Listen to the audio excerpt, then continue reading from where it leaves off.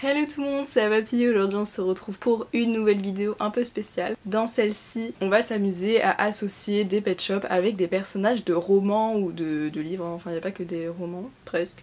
Bref, j'ai fait des petits papiers avec des noms de romans et des personnages, genre souvent les personnages principaux en fait. J'ai écrit les personnages pour lesquels je dois piocher, enfin prendre un pet shop parmi ma collection et dire pourquoi je trouve que ça correspond bien aux personnages. Voilà, j'aime bien associer des personnages à mes LPS parce que c'est des petits animaux, ils ont des couleurs et tout, et du coup ça permet un peu d'associer un animal et des couleurs à un personnage qui est en général humain, voilà. Donc je sais pas pourquoi j'aime bien faire ça. Je pense qu'on va en faire 10. Je pense qu'il y a une vingtaine de papiers là-dedans, donc on va commencer tout de suite. Donc je ne regarde pas, de toute façon les papiers sont pliés. Donc premier papier, c'est Un bûcher sous la neige de Suzanne Fletcher. Et pour le personnage, c'est Korak, donc le personnage principal qui est considéré comme une sorcière. Donc il faut que je trouve un personnage qui pourrait correspondre à cette fille qui est très liée à la nature. Je sais pas, peut-être ça pourrait être genre un écureuil. Mais en même temps il y a aussi ce truc de magie, enfin voilà, de se soigner avec les herbes, tout ça. Je vais voir ce que je peux trouver par rapport à ça. Il y a aussi le fait que Korag elle est vraiment toute petite. Parce que là j'allais prendre une biche parce que à un moment elle rencontre un cerf et tout. Puis à un moment elle a aussi un cheval. Mais elle est toute petite, du coup je pense que ça correspondrait pas trop. Et en même temps un écureuil, je pense que ça pourrait le faire quoi. Elle a les cheveux noirs mais pour le coup je vais pas le jouer au physique. Parce que là je regardais, j'ai des putois mais j'ai pas envie de prendre un putois. Je vais choisir cet écureuil pour Korag. Je trouve que c'est un écureuil qui a vraiment des couleurs automnales en fait. Et c'est un peu, je pense que, enfin Korag, je pense qu'elle préfère quand même l'hiver, mais je l'associe quand même vachement à l'automne aussi parce que voilà, tous les trucs sorcières et tout, je l'associe plus à ça. Et en plus, les écureuils c'est des animaux tout petits qui savent facilement se cacher, etc. Je sais pas si on a dans les Highlands, j'avoue, enfin, je sais pas trop si c'est un truc, mais je trouve que l'animal lui correspond plutôt bien. Ensuite, on va piocher un autre petit papier. Ce papier, c'est Gardien des cités perdues avec le personnage de Sophie. Ah oui, parce qu'en fait ça fait un bail que j'ai pas continué, du coup je me rappelais plus trop des noms des personnages, donc j'ai juste mis Sophie. Pour le coup c'est pas forcément un personnage que j'apprécie énormément, enfin je trouve qu'elle est assez basique. Donc je sais pas trop qu'est-ce que je pourrais lui donner comme LPS. Alors je sais pas si elle est blonde, en tout cas dans ma tête elle l'est. Et du coup j'ai décidé de lui associer un petit chaton. Voilà, ce chaton je le trouve trop mignon et en même temps voilà, c'est un peu le type de personnage qui est assez renfermé mais pas trop, enfin voilà, parce que Sophie dans le monde des humains elle s'y faisait pas trop, mais après quand elle est allée dans les cités perdues c'était plus le même bail quoi. Après il est peut-être trop mignon pour Sophie, je sais pas. Puis c'est surtout que c'est une enfant encore, donc un chaton je trouve que ça lui va bien. J'aurais pas donné un chiot, je trouve qu'elle fait plus chaton. Ensuite troisième papier, à mon avis on en fait 10 et 10 ça ira bien comme ça. Hop. Et donc ce papier c'est Heartstopper. Voilà, Heartstopper. Et il faut trouver les personnages de Nick et Charlie, donc les personnages principaux tout simplement. Alors pour Nick, ça va pas être trop suspense. Il y a cette sorte de running joke qui fait que Nick c'est un golden retriever.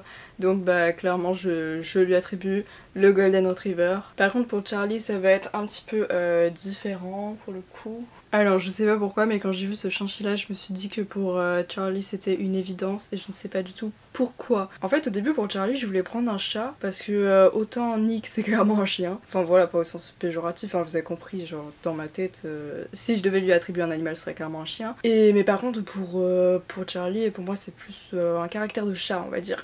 Mais j'ai pas trouvé de chat qui lui irait vraiment bien, où je me suis dit ok c'est une évidence. Et quand j'ai vu ce chinchilla, je sais pas pourquoi, mais je me suis dit c'est lui, c'est Charlie. Voilà. Peut-être aussi pour le physique, enfin, au niveau couleur et couleur des yeux et tout, je sais pas. Mais voilà, notre petit duo. Évidemment dites-moi ce que vous en pensez en commentaire, si vous aussi vous auriez choisi ces animaux là ou d'autres. Voilà. Quatrième papier, faut pas que je perde le compte hein.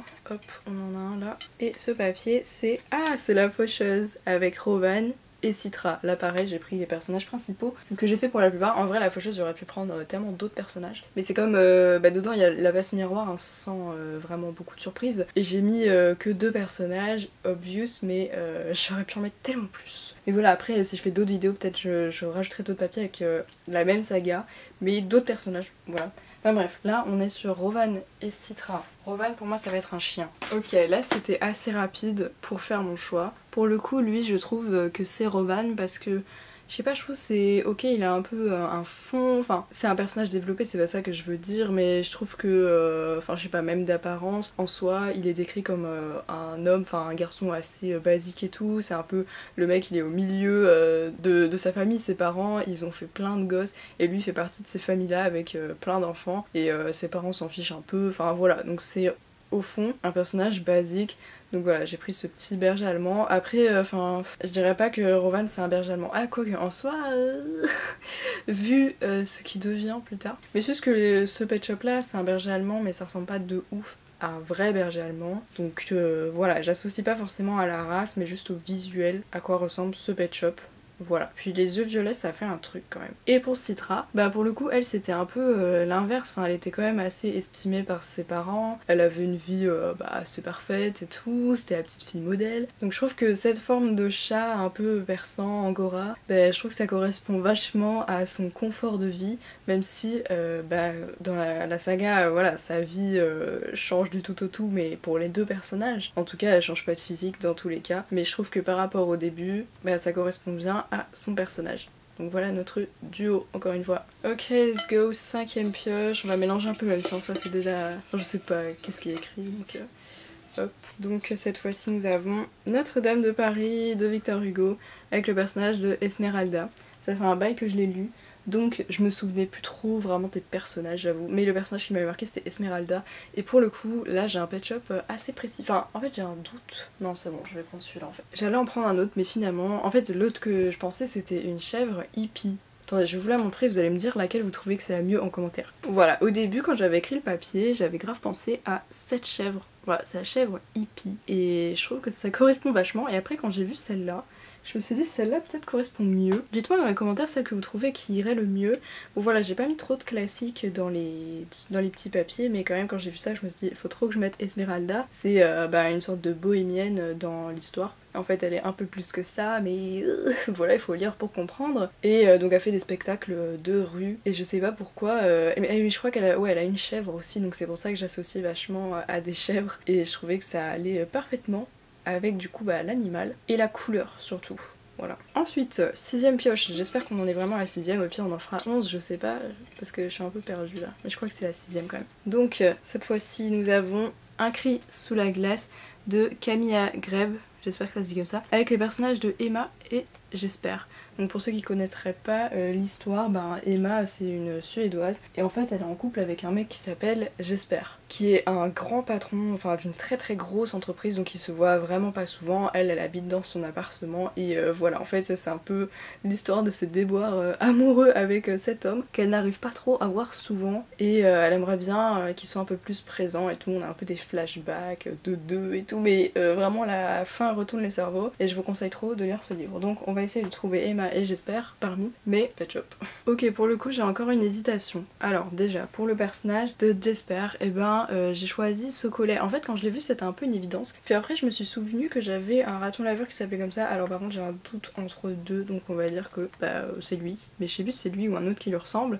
En tout cas j'ai un doute entre les deux. Je crois que j'avais choisi un raton laveur parce que je sais pas, souvent les ratons laveurs, enfin c'est un peu considéré comme des voleurs et tout, et vu que c'était un patron d'une grande entreprise, c'est un peu cliché, mais voilà, souvent les grands patrons, enfin les gens qui ont beaucoup d'argent en général et tout, c'est des gens souvent un peu fourbes, mais voilà, c'est un cliché, mais c'est quand même souvent le cas. Enfin voilà, généralement c'est pas des gens très bien. Et du coup j'avais pris ce raton laveur, et puis après en fait quand j'ai vu ce collet je me suis dit mais c'est clairement lui. Donc je sais pas, dites-moi dans les commentaires lequel vous trouvez qui correspond le plus. Moi je vais rester sur lui.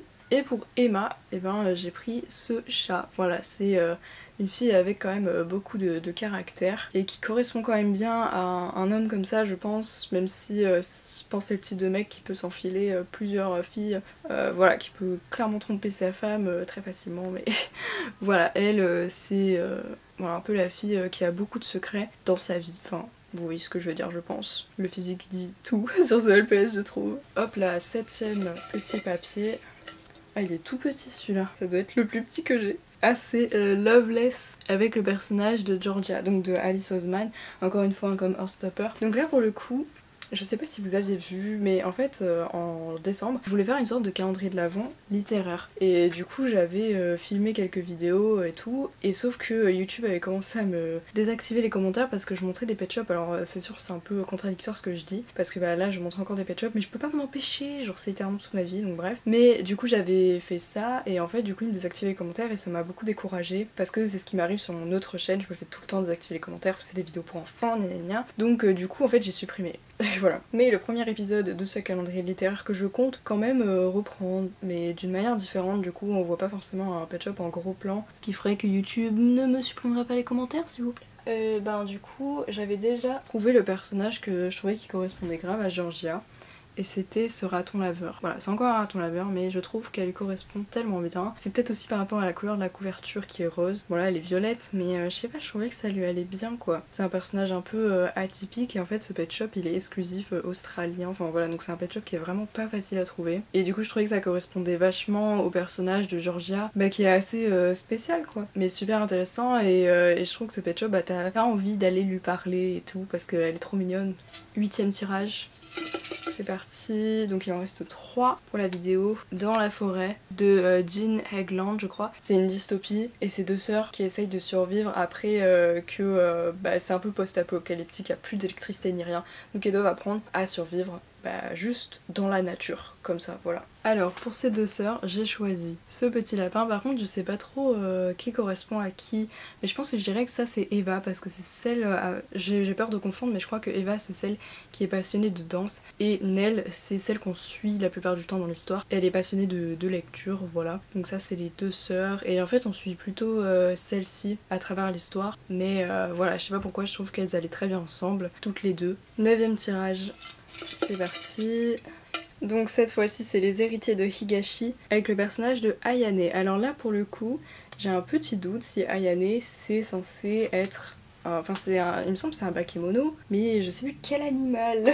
Et dans l'histoire il y a des chats, il y a des renards, enfin voilà, il y a plusieurs animaux. Enfin bakemono du coup c'est des créatures japonaises, et en fait du coup je me rappelle plus vraiment. Mais on va rester sur l'idée que c'est un renard, parce qu'il me semble que c'est un renard, mais je suis pas sûre. En tout cas on va lui donner un renard. Et je trouve que celle qui irait bien c'est celle-ci, voilà. Je trouve Ayane, enfin le prénom en A déjà lui va trop bien à ce pet shop. Bon même si moi je l'ai appelé Crystal par rapport à Star Fox, si vous avez la ref. Mais voilà, je trouve que Ayane ça pourrait grave bien lui aller comme nom. Et après je sais que dans l'histoire il y a un bakemono en chat, je sais plus comment ça s'appelle, Nekomata ou un truc comme ça, et mais je l'ai pas mis là sur le papier, j'ai juste mis ce personnage. Il me semble que c'est un renard, mais ça se dit n'importe quoi parce que ça fait assez longtemps que je l'ai lu. En tout cas je trouve que ça fait très bien une créature fantastique japonaise. Et enfin le tout dernier tirage de cette vidéo. Dites-moi si ça vous a plu dans les commentaires d'ailleurs. Ah bah la passe miroir, Ophélie et Thorn. On est d'accord, c'est ce qui manquait à cette vidéo. Alors j'ai trouvé, je sais pas si c'est vraiment les meilleurs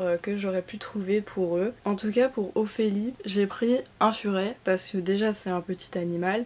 Et Ophélie est très petite, mais surtout parce que voilà, les furets c'est assez curieux, ça aime bien découvrir, fouiller un peu partout, et Ophélie c'est un peu ce qu'elle fait, hein, mais j'adore ce personnage. Et bon après le regard correspond pas trop à Ophélie je trouve, la couleur je sais pas si c'est le mieux, mais j'ai rien trouvé qui correspondrait mieux en termes de pelage. Ou alors peut-être, j'ai aussi celui-là. Je sais pas s'il irait mieux, en même temps ça fait un peu penser, enfin il a vraiment la couleur, je sais pas, des nuages, un truc très doux quoi. Voilà, peut-être entre ces deux furets pour Ophélie. Et pour Thorn, désolé, j'étais obligée de prendre un ours polaire, donc du coup j'ai pris cet ours polaire, et pareil, c'est pas celui qui correspond le plus parce qu'il a des petites fleurs, voilà. Mais au fond, Thorn, voilà, genre vous le savez en fait, c'est un nounours quoi. Genre il le montre pas mais on le sait tous quoi. Donc peut-être que ça pourrait évoquer son côté un petit peu plus doux, voilà, mignon. Donc on aurait, voilà, donc entre les deux furets, bon, j'aimerais plus garder celui-là en fait, Ophélie et Thorn. Et en même temps, du coup là, les couleurs sont trop proches, et ils sont censés être vachement opposés quand même. Et là, il serait plus opposé avec cette couleur. Voilà, Ophélie et Thorn. Je pense que ça correspond bien. Dites-moi ce que vous auriez donné, vous, comme animaux pour ces deux personnages. Moi, je trouve que l'ours polaire, c'était obligé. Enfin, je veux dire, le gars, il vient du pôle, quoi. Donc, il me fallait un ours. Et après, pour Ophélie, c'était plus... voilà, en vrai, j'aurais pu choisir plusieurs trucs. Au début, j'ai failli prendre un oiseau. Parce que, pourquoi pas, un oiseau, en soi, vu que c'est des arches, tout ça, elle voyage un peu partout. Mais peut-être que l'oiseau correspondrait mieux à Archibald. Donc, voilà pour les deux petits. Et voilà, c'est la fin de cette vidéo, donc... Ok, il reste quand même pas mal de petits papiers, on dirait pas comme ça mais il y en a qui sont imbriqués. Donc dites-moi si ça vous a plu. Dites-moi aussi si vous étiez d'accord avec mes choix parce qu'après c'est ultra personnel évidemment. Et si vous avez aimé, bah peut-être on fera une partie 2 plus tard, je ne sais pas quand. Donc voilà, dites-moi tout ça dans les commentaires. N'oubliez pas de vous abonner à la chaîne, c'est super important. De laisser plein de petits commentaires, j'adore ça. Et un pouce bleu. Et puis nous on se retrouve samedi prochain pour une nouvelle vidéo. Bye tout le monde!